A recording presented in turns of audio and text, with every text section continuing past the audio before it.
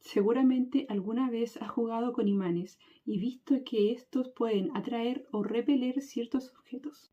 Lo que estás viendo es el efecto del campo magnético, un tipo de campo vectorial que rodea a ciertos objetos y que influye en el comportamiento de partículas cargadas. Para visualizarlo, imagina un imán rodeado de limaduras de hierro.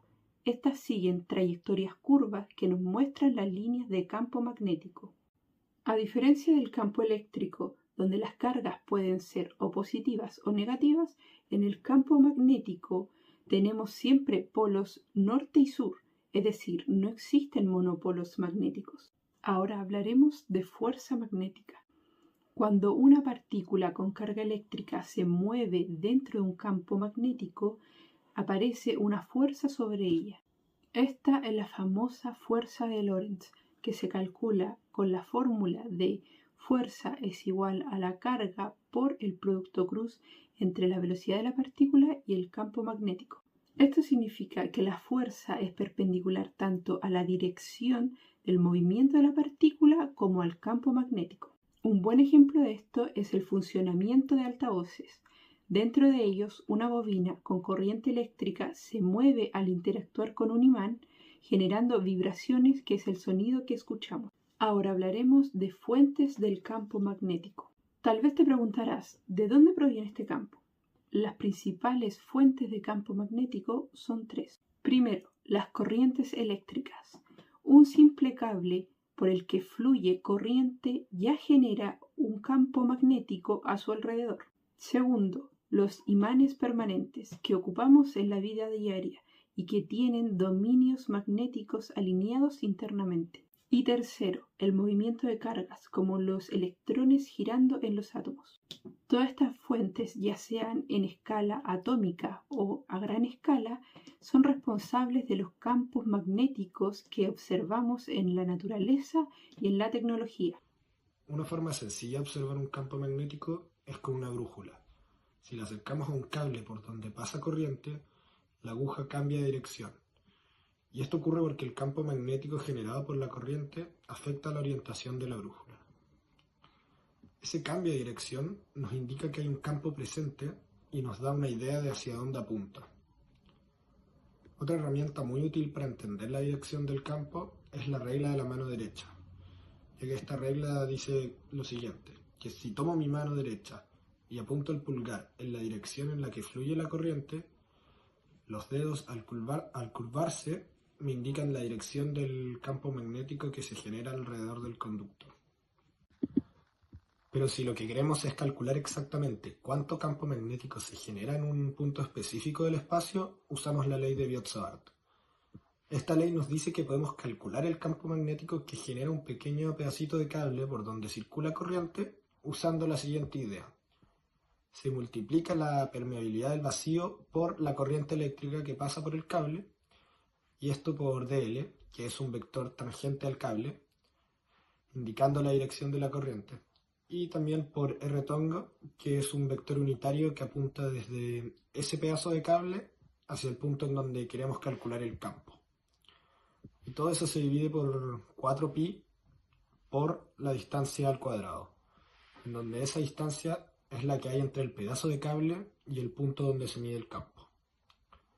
El resultado de esto es un pequeño campo magnético que se simboliza como dB, y si sumamos todos los pedacitos del conductor, obtenemos el campo total.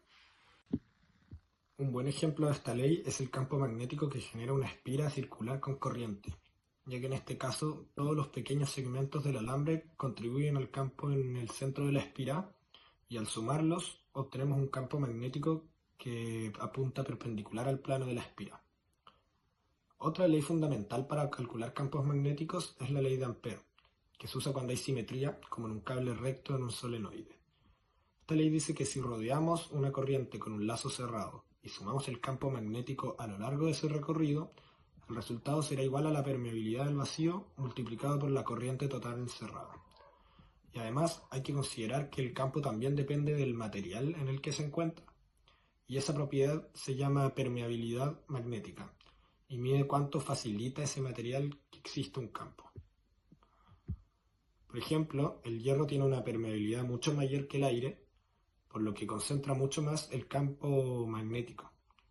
Y esta idea es clave en el funcionamiento de motores, transformadores y bobinas. ¿Alguna vez te has preguntado cómo es posible que al mover un imán cerca de un cable se genere electricidad? Todo comienza con una de las leyes más fundamentales del electromagnetismo, la ley de Faraday. Michael Faraday descubrió que un campo magnético variable en el tiempo puede inducir una corriente eléctrica en un conductor. En otras palabras, si cambias el entorno magnético alrededor de un circuito, generarás una corriente. Esta idea revolucionaria sentó las bases de los generadores eléctricos modernos. No es magia, es ciencia pura. Faraday nos dijo que la fuerza electromotriz inducida es proporcional a la variación del flujo magnético. ¿Pero qué es ese flujo? El flujo magnético es simplemente una medida de cuántas líneas de campo magnético atraviesan una superficie. Si las líneas cambian, ya sea porque el campo aumenta, disminuye o se mueve, el flujo varía. Y al variar, ahí es donde entra en acción la ley de Faraday. Pero la historia no termina ahí. Unos años más tarde, Heinrich Lenz añadió un matiz crucial, la ley de Lenz.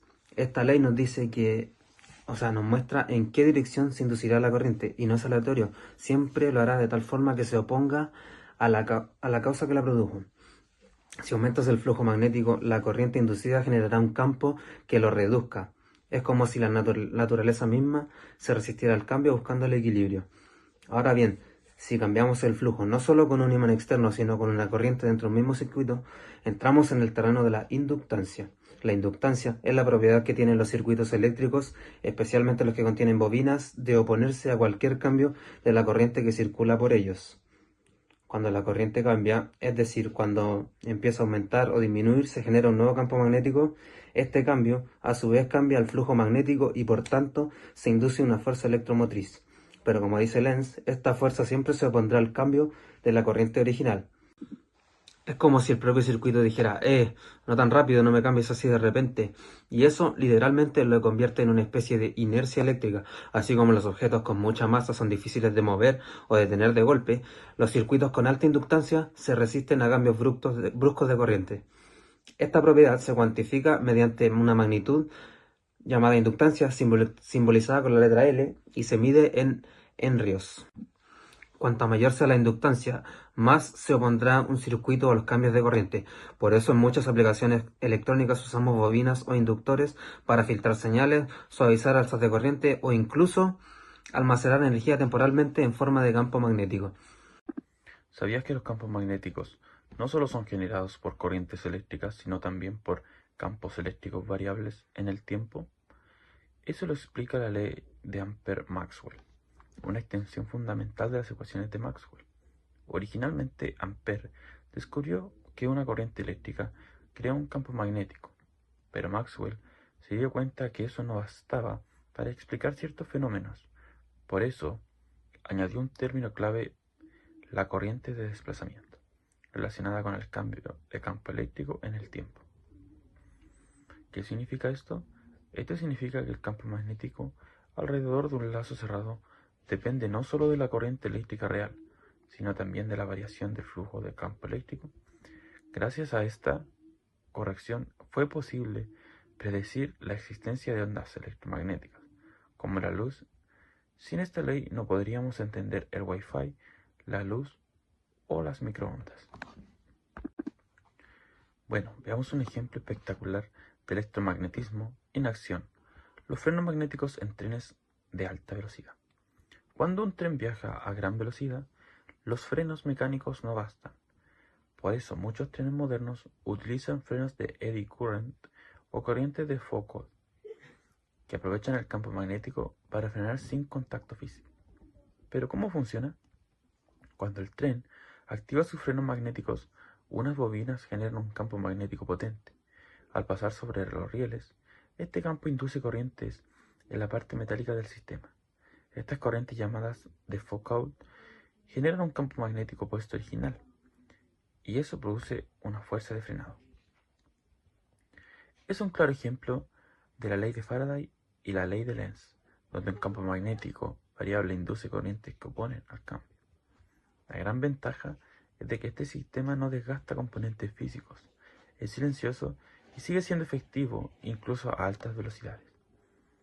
En esencia, los trenes usan el campo magnético no solo para moverse, sino también para detenerse, todo gracias a la física del electromagnetismo.